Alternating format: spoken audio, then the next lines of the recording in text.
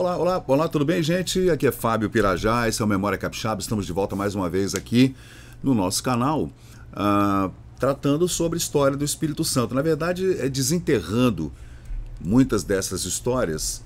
O meu local preferido para esse estudo, digamos assim, essa exumação jornalística pretérita, é a Biblioteca Nacional, né? Onde a gente vai tirando, né, escarafunchando ali os alfarrábios e tentando trazer de volta histórias que estão lá, né, nas gavetas, nas bibliotecas, né, e as pessoas não têm acesso. Trazendo aqui para o YouTube e para as outras plataformas com as quais eu trabalho, muitas plataformas, para não ficar colocando os ovos todos na mesma cesta, porque o canal pode cair, já aconteceu antes, né? Eu já perdi um canal com 14 milhões de visualizações, quase 20 mil inscritos, perdi o canal no YouTube. Tive que refazer tudo, gente, deu um trabalho. Pegar tudo, sair coletando, lembrando coisas que eu havia colocado, que eu havia deletado. Bom, faz parte, né, para quem trabalha assim, com arquivos digitais, então a gente precisa, primeiramente, ter cuidado, cuidado com o material, depois cuidado com o que você fala, né, porque de repente uma fala colocada fora de contexto pode gerar algum problema, com direitos autorais, né, claro, e não colocar todo o material num lugar só. Um erro que eu ainda cometo, é colocar tudo no Facebook. Eu escolhi o Facebook como repositório, porque lá eu consigo criar álbuns, né, e vou colocando as matérias ali dentro, as fotografias e filmes e tudo. No Instagram também dá para fazer isso, só que o Instagram não abre como o Facebook, né? Você consegue ver assim tudo de forma panorâmica, né? Consegue visualizar melhor.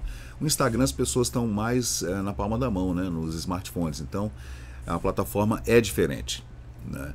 Existe uma outra plataforma que eu gosto muito, que é uma plataforma russa chamada VK. V de veado, K. E é uma plataforma muito boa, parece muito com o Facebook, só que eu deveria estar pegando toda essa pesquisa de 15 anos que está contida no Facebook para fazer o download devagarzinho para colocar no VK. Gente, isso vai dar um trabalho hercúleo. Bom, falando em hercúleo, eu tenho feito muita pesquisa, estudando muito sobre mitologia grega, que é um dos assuntos que mais me fascinam, né? Assim como a mitologia egípcia também, só que a mitologia egípcia é milhões de vezes mais complexa, né? Com muito mais deuses. Eu não poderia nem citar a mitologia indiana, essa então é de deixar qualquer um maluco, né? Mas a mitologia grega, ela me interessa demais. E como ela é uma história, eu diria uma história aberta, né? Eu criei um mito, né? Eu mesmo criei um mito, que é o mito de Ateros, A-T-H-E-R-O-S, Ateros. Eu criei esse mito, gente, baseado exatamente nessa abertura que a mitologia nos dá, né? Eu estava ali pesquisando um pouco sobre Sísifo, né, que acabou Sísifo dentro. O Sísifo, ele meio que desafia os deuses, de certa forma, né? E ele acaba sendo punido por isso, né? Ele tenta subir aquela pedra e a pedra rola de volta, ele fica eternamente fazendo aquilo. Ele, na verdade, acaba se tornando um imortal, né? Porque se ele fica eternamente naquele trabalho de subir com rolar aquela pedra morro acima, quando chega quase no topo, a pedra rola para baixo de novo, ele acaba se tornando um imortal, né? Mas o Ateros, ele era, na minha mitologia, nesse mito que eu criei, depois eu vou fazer um vídeo só para falar sobre esse mito.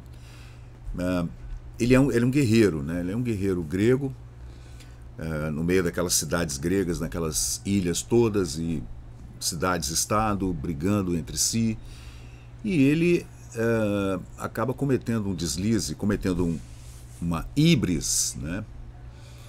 Quando você se acha muito poderoso, seu egocentrismo exacerbado, ele acaba se colocando como adversário do Deus Supremo, que é o Zeus, né, o homem dos raios. Ele se arroga uma superioridade na medida em que ele pode morrer, né? Eu vou morrer um dia, então o meu sofrimento um dia acabará, né, cessará. Já os deuses não, os deuses nunca morrerão, estarão sempre com a mesma idade, né? Os Zeus ali com seus 45 anos, Apolo e Artemis com 20 e poucos, né? O Hermes um pouco mais novo, mas eles não podem morrer. Então, às vezes, os deuses vivem em tal agonia por saberem que não podem cessar com essa agonia, não morrerão nunca. E o Áteros, ele se coloca como privilegiado porque ele morrerá. Então, essa é a híbris que ele comete. E eu vou falar sobre esse mito depois, né? Aí eu consegui ainda fazer uma junção com outros deuses, como Ares, por exemplo, que é a deusa da discórdia, e o Hades, né, que é o deus do submundo, irmão de Zeus e Poseidon, já que ele é o homem, o deus, né, perdão, que comanda a morte, né, então tem tudo a ver com esse mito de Áteros que eu criei, e também Dionísio, né, também, Baco, né, para os romanos, Dionísio, que é um homem que pode dar um certo alívio para aquele que não consegue morrer, bebendo, se embriagando, né? Mas depois eu vou falar sobre isso. Hoje, desculpem, gente, divaguei aqui. Hoje, na verdade, eu estou trazendo aqui no canal uma pesquisa que eu encontrei na Biblioteca Nacional, que é lá onde eu bebo sempre, né? É claro que eu pesquiso outras plataformas, né, gente? Outras bibliotecas, né? A biblioteca da Torre do Tombo, em Portugal, a biblioteca do Congresso Americano, em Washington, a Biblioteca Nacional da Alemanha, da Itália, da Argentina, tem muito material da França, tem muito material brasileiro nessas bibliotecas nacionais. Só a questão de dar uma pesquisada, né? E eu ainda tenho que dar uma pesquisada, uma coisa que me ocorreu aqui agora, nas bibliotecas africanas, em Angola, por exemplo, né?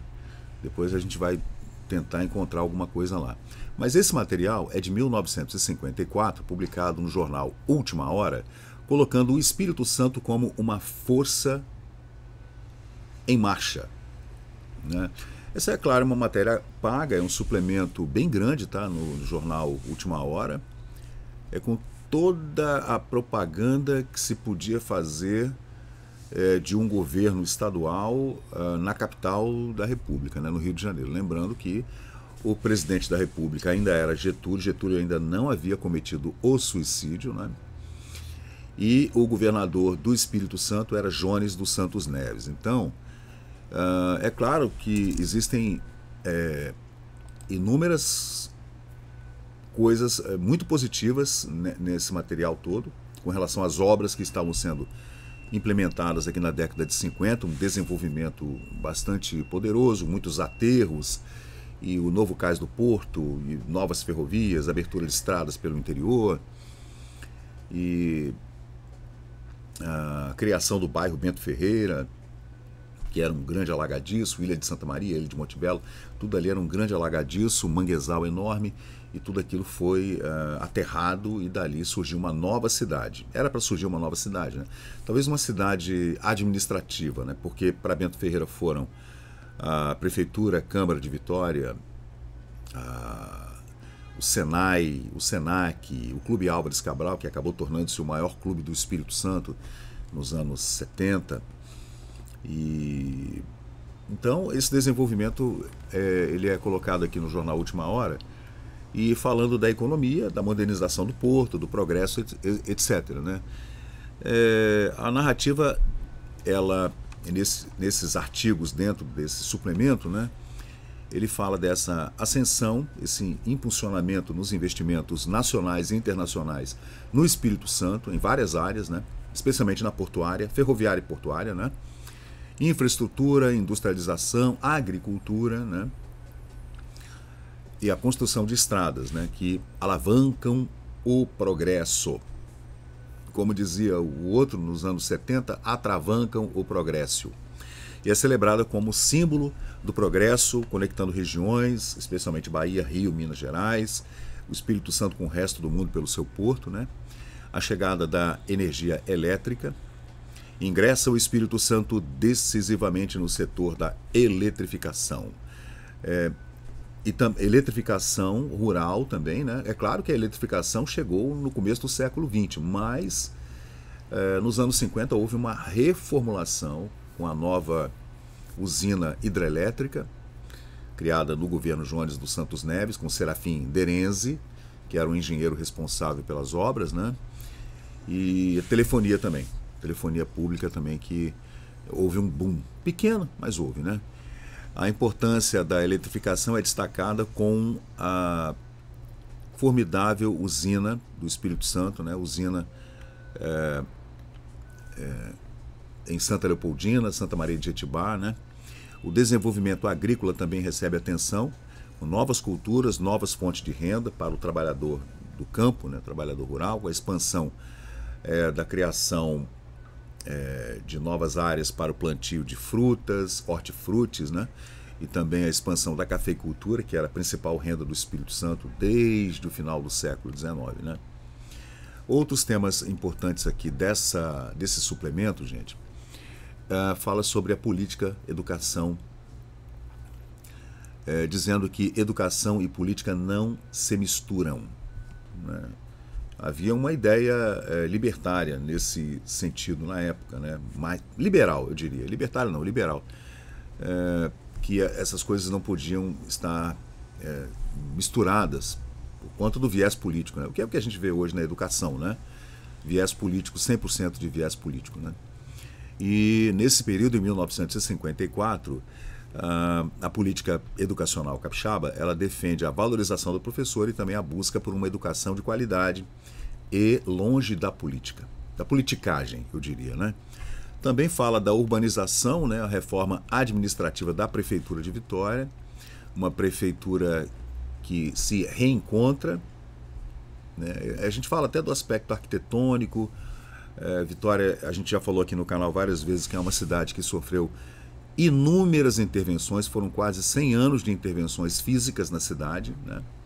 Na engenharia, na arquitetura, na abertura de novas vias e aterros, muitos aterros, né? Desde o século XIX, que Vitória vem sofrendo com esses aterros, porque se não tivesse feito esses aterros, esses governos, nesses primeiros, eu diria, 50 anos do século XX, Vitória estaria presa ali, né? Desse jeito que vocês viram aí nessa gravura do século XVIII. Viram? Vitória estaria presa daquele jeito ali, entre a rocha e o mar. Então houve necessidade, né, de uma descentralização, né, para que a cidade pudesse crescer, senão não haveria como, né? Ou crescia para Cariacica, ou para Vila Velha, ou na região do contorno, que foi o que aconteceu com o engenheiro Serafim Derenze, e na Serra, né? E foi o que acabou acontecendo. Por exemplo, o centro industrial de Vitória acabou sendo colocado em Carapina na época, né? Foi dali que Vitória se expandiu. Lembrando que a Serra, nesse período, pertencia à Vitória, Vila Velha também, até os anos 60, né? Deixa eu ver o que mais ele fala aqui, dessa melhoria na gestão do município de Vitória também, né? E a melhoria de serviços públicos para a população, com hospitais, etc, né? Então tem muitas fotos aqui, gente. Na verdade, isso aqui acaba que era um suplemento, mas acabou virando assim, tipo uma enciclopédia dos primeiros 50 anos de Vitória, né? Aí a gente vê o Parque Moscoso com a escola Ernestina Pessoa, onde eu estudei na minha infância, nos anos 60, início dos 70. A abertura das estradas, tá vendo? Novas estradas, essa especialmente é entre Jacaraípe e Nova Almeida. Aí é o edifício, pelo menos uma ideia do que poderia ser o edifício do Hospital das Clínicas. É claro que acabou não ficando desse tamanho, né? Se fosse desse tamanho ia ser uma obra gigante, né? muito menor do que isso, né? Uma fração desse tamanho. Quem dera se fosse desse tamanho todo, né? Sei lá, com 8, 9 andares, né? Seria uma coisa incrível, né, se fosse assim. Essa é a rodovia entre Vitória e Colatina. Era tudo muito, né, gente? Ainda não era do jeito que a gente imagina os anos 50 nos Estados Unidos, por exemplo, ou na Europa, né? Claro que não. Era tudo no meio da mata, cortando montanha, cortando montes e montanhas, abrindo túneis e tudo, então era muito difícil, né? Deixa eu ver o que. Aí é o aterro da Esplanada da Capixaba, que foi feito entre os anos no início dos anos 50 até mais ou menos 1955, quando foi concluído o aterro aqui embaixo, onde eu estou agora, né? Fala da urbanização da cidade, recursos naturais, né? Descoberta de água mineral encontrada na região serrana, né? Subindo para Belo Horizonte, a gente encontra águas minerais maravilhosas. Aí começou a exploração dessas águas minerais, né? O potencial turístico das praias do Espírito Santo, né? Isso é inegável. Essa é a rodovia, a abertura da rodovia entre Vitória e Linhares, né? E um desafio que é importante a gente pontuar aqui nessa matéria é a matéria que fala entre... Esse é o Joberto de Barros, tá, gente? Que era o superintendente do Porto de Vitória aqui. Inclusive o Pela Macaco, lá em Paú, né?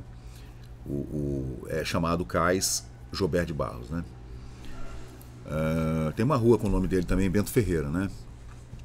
E tem também algumas denúncias nos jornais, especialmente jornais de esquerda, contra a administração Jones dos Santos Neves e o senhor Joberto de Barros. Mas esse é outro assunto, né? Inclusive já tem vídeo aqui no canal falando dessas denúncias, né?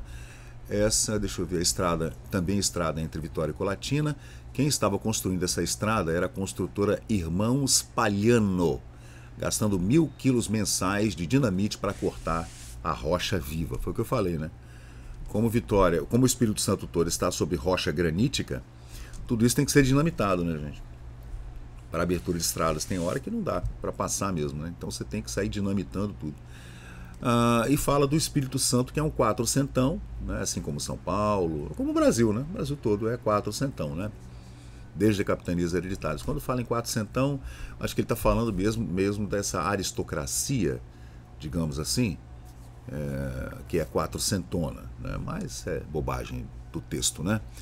E o desafio maior é encontrar mão de obra qualificada. Esse é o maior desafio, né? A falta dessa mão de obra e a necessidade também de investimentos em saneamento básico, em saúde, que são os principais obstáculos, né, a serem superados nessa nova fase, nessa nova administração, né? Esse aí, gente, é o Rusk, né? Secretário. Foi secretário. Irmão do Augusto Rusk. Esse aqui é a montagem de um forno, gente, para ferro fundido de 3 toneladas lá na COFAB, né? Na Companhia Ferreaço de Vitória, em Jardim América.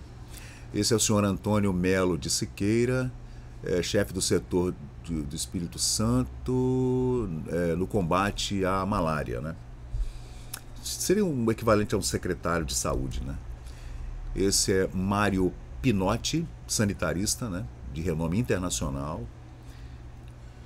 que dirigiu essas profilaxias, a gente podia chamar, né, da doença de Chagas e malária, etc., né?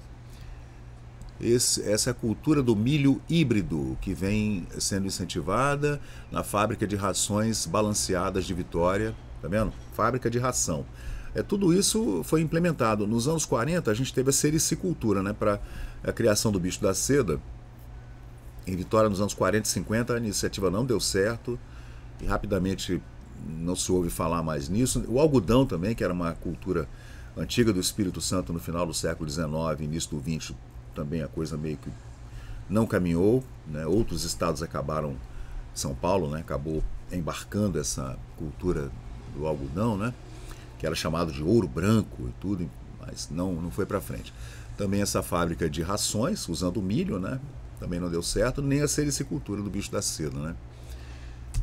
Mas isso, lembrando que é uma matéria, gente, é um compêndio, né, dessas obras e tudo, do desenvolvimento do Espírito Santo em 1954. Aí a gente vê a ponte de Guarapari, que foi inaugurada nesse período, a ponte de Linhares, que Getúlio Vargas veio inaugurar um mês antes de cometer o suicídio. Tem muitas fotografias, incríveis fotografias do Getúlio, um mês antes do suicídio. Será que ele já estava pensando em suicídio, né? Jamais saberemos. E a ponte de Guarapari também, inaugurada pelo Joanes dos Santos Neves, né? Aí a gente vê... que foto é essa, gente? Doentes recebem medicamentos numa das unidades distribuidoras de medicamentos, né? Já existem 1.500 espalhados pelo interior, o número está crescendo. Então já havia nessa época a distribuição de medicamentos para a população carente, né? Tá vendo? Interessante. Terrenos recuperados pelas obras de saneamento, cultura de arroz, o espírito da serra especialmente, né? Tinha uma cultura de arroz muito forte ali no final do século XIX, né? E isso caminhou ali até o século XX, né? Mas depois também diminuiu muito e hoje não existe mais, né? E aí o movimento do Porto, né, de Vitória, com enrocamento, abertura de novas vias marítimas e tudo, os aterros que foram necessários tanto em Vitória quanto em Vila Velha. Depois subsequente demolição ali de uma parte do Monte Penedo, né, que foi demolido para ampliação do porto de Capuaba. Essa é a estrada, mas não sei que estrada. As fotos estão muito ruins, né, gente? Muito ruins as fotos. Aí a gente vê um senhor aí que está com uma doença grave, né? Eu não sei que doença. Esquistossomose, né, gente? Olha o tamanho da barriga desse senhor aí com a doença. Nessa época havia graçava, como dizem, né, pelo Espírito Santo, malária, esquistossomose, doenças por conta do saneamento, né? Saneamento básico, limpeza, o asseio, né? Aí o governo meio que contratou esses cientistas, e médicos e sanitaristas para erradicarem essas doenças de uma vez por todas, doenças de Chagas, etc, né? O que é isso aí? Aí é uma garagem da Prefeitura de Vitória, né? Aí é uma denúncia, né, do governo do estado contra a Prefeitura de Vitória, dizendo que tinha muito equipamento abandonado, no valor de 6 milhões de cruzeiros na época, abandonados pela Prefeitura de Vitória, né? Essa é uma fábrica de madeira, uma madeireira, né, do senhor João Guimarães, não sei em qual município que é. Aqui em Vitória tinha uma madeireira, né, bem aqui onde eu estou, ali perto da Fafi. Ali havia uma madeireira grande no final do século XIX, início do XX. Depois ela foi retirada, removida dali, né? Aí fala da mecanização da agricultura nesse período, já tardio, mas, né, a gente vê aí. E a abordagem, gente, dessa matéria abrange o desenvolvimento do Estado, infraestrutura, indústria, agricultura, educação, administração pública, a valorização do professor, da educação, saneamento básico, aterros, né, ampliação das oportunidades de mão de obra não qualificada, né, infelizmente. Você vê que toda vez que você precisava, nos anos 50, de um profissional gabaritado, que soubesse sobre a sua ciência, sua técnica, mas ao mesmo tempo soubesse gerir pessoas, você tinha que ir ao Rio de Janeiro, ou a São Paulo, ou Pernambuco, né, para poder, ou Minas Gerais, para trazer esse profissional para cá que soubesse gerenciar trabalhadores, né, pessoas em campo ali, ao mesmo tempo que dominasse a sua técnica, né? Então é isso, gente. Esse é um vídeo aqui para falar sobre essa matéria.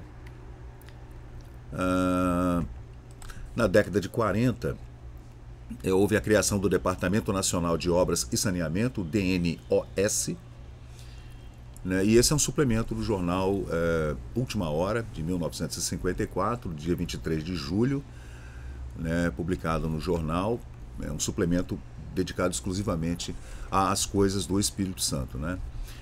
Fala da construção da usina de Rio Bonito, né, como eu falei com vocês. Esse é o Aeroclube de Cachoeiro de Itapemirim. Perdão, Aeroclube de Colatina, que foi fundado em 1947, mas teve implementadas melhorias durante o governo do Jones dos Santos Neves, né? A usina do Rio Bonito, que teve sua inauguração em 53, já com 70 mil cavalos de força de potência, né? A construção de um novo silo de minério de ferro, com capacidade para 21 mil toneladas, né? Também a drenagem no canal de Araçá, em Vitória, expansão e modernização do porto, os armazéns do porto foram aumentados de tamanho, né? Muitos armazéns, a construção da ponte de Colatina, a instalação da siderurgia pesada em Vitória, na COFAB, na Companhia Siderúrgica na Companhia Ferro e Aço de Vitória, né? Deixa eu ver o que mais. O novo hospital de Guarapari, né, também foi inaugurado nesse período, né? Uma grande reforma administrativa na Prefeitura de Vitória, por conta dessa pressão do governo do Estado, do Jones dos Santos Neves, né? A expansão e também desenvolvimento do serviço do SAPS, que era o Serviço de Assistência e Previdência Social no Espírito Santo, abrindo vários escritórios, inclusive, como eu falei, entregando remédios, né, medicamentos para a população carente, né? Drenagem, saneamento e irrigação. Tem uma coisa interessante também falando sobre essa grande jazida de água mineral que foi descoberta aqui, né? E também a descoberta na época, foi descoberta em 1945, a maior água marina do Brasil, talvez a maior do mundo, né? E aí houve uma batalha judicial, né? Foi encontrada em Pancas, em Colatina, essa água marinha, enorme, de 23 quilos, e acabou que a água marinha foi para o Rio e dali para os Estados Unidos, né? Assim, o garimpeiro ficou a ver navios, e aí a batalha judicial terminou em 1954, ele ganhou a causa, mas aí eu não sei se ele ganhou algum dinheiro, aquelas coisas do Brasil, né, gente? Roubaram a pedra do garimpeiro, levaram embora e pronto, acabou. Para variar, né? Deixa eu ver se tem mais alguma coisa interessante aqui. Tem o nome das pessoas, né? Ele fala da Companhia Vale do Rio Doce, da COFAV, do SAPS, do Departamento de Estradas de Rodagem Estadual, do DNOS, que é o Departamento Nacional, que depois virou DNER, né? Aí fala de alguns personagens, né? Por exemplo, Marcondes de Alves de Souza Filho, né? Proprietário do Banco de Crédito Agrícola, também o Serafim Derenze, Jones dos Santos Neves, é claro, que era o governador do estado na época, né? Fala sobre o professor Dório Silva, o doutor Dório Silva, que era o secretário de Educação na época. Que mais? Do Serafim Derenze, que era também o homem, o engenheiro-chefe dessas obras todas, né? Fala do crescimento da fábrica, da expansão da fábrica da Garoto, nessa época também, em 1954, e já no final da criação da Universidade Federal do Espírito Santo, que já era uma ideia antiga, né? As faculdades eram todas separadas. Em vários pontos da cidade de Vitória havia faculdade de odontologia, faculdade de direito, faculdade de filosofia, de farmácia, de artes, era tudo espalhado. Então, nessa época já havia a necessidade de se criar um campus, né? De colocar tudo no mesmo lugar. Então é isso, gente. Para não ficar me alongando muito, já tem quase 30 minutos esse vídeo, né? De repente as pessoas não gostam de vídeo longo, só o cara que é específico na área, né? Talvez eu devesse fazer vídeos menores, ali 10 minutos, 9 minutos no máximo, né? 10 minutos. Aí você, por favor, me diga o que você acha. Esse é o Jones, né, dos Santos Neves, numa daquelas fotografias do Alfredo Mazei, dentro do palácio. Fotografia oficial, né? Aí o movimento no Porto, aí a gente vê o Francisco Lacerda de Aguiar, que depois tornou-se governador, mas ele era, nessa época, deputado estadual, né? Falando bem, né, da administração do Jones dos Santos Neves, né? Essa é a ponte de São Mateus também, com mais ou menos na verdade foram construídos 2 quilômetros de pontes pelo Espírito Santo todo durante esse período, né, gente? Só em 1953 foram construídos quase 500 metros de ponte, né? Deixa eu ver aqui. Essa é a usina do Rio Bonito, né? Com 74 mil horsepower, né? Cavalos de força de geração de energia. Esse é o edifício do SAPS, com restaurante e tudo, né? Mas esse edifício não saiu não, tá? Não ficou bonito assim não. Esse aí é só um croquis. Deixa eu ver o que é isso aí. E as tais pedras semi-preciosas, né? Que sempre foram um problema para o Espírito Santo, né? Essa mineração. Sempre houve esse problema de fazer mineração no Espírito Santo. Não sei se tem a ver lá com o período colonial, em que o Espírito Santo serviu de contraforte para que os piratas não invadissem as Minas Gerais e tudo. Então, sempre houve problema na exploração de prata, de ouro, de pedras preciosas como esmeraldas e tudo, né? As águas marinhas que são semi-preciosas, opalas e tudo. Sempre o Espírito Santo teve esse problema na exploração. Não era liberada e tinha uma burocracia tremenda. Quando você encontrava alguma coisa, nego ou te matava ou te roubava. Irmãos Coragem está aí, né, para a gente entender mais ou menos como é que funcionou isso aí. E essa é uma água marinha que tem nas mãos esse senhor, a água marinha de 450 gramas, né? No mesmo município onde foi encontrada aquela água marinha de 23 quilos, né? Em 1945. Então, essa região de Pancas sempre foi uma região de lindas pedras semi-preciosas, né? E essa é a ponte de Colatina, aí novamente a usina de Rio Bonito. E é isso, gente. Toda essa matéria, ela tá aqui então no Facebook, para quem quiser ter mais detalhes, né, que eu trouxe para cá. E eu vou encerrar o vídeo, senão vai ficar longo demais. Depois eu vou trazer então o mito de Áteros, que eu criei um mito, né, dentro dessa mitologia grega. E depois a gente comenta sobre isso.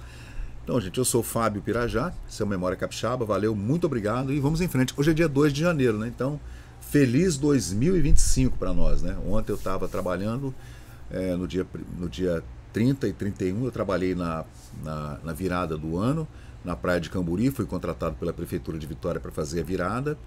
2 shows, no dia 30 e no dia 31, no show da virada lá com o prefeito Lorenzo Pasolini. Então, valeu, gente, muito obrigado e até a próxima. Obrigado.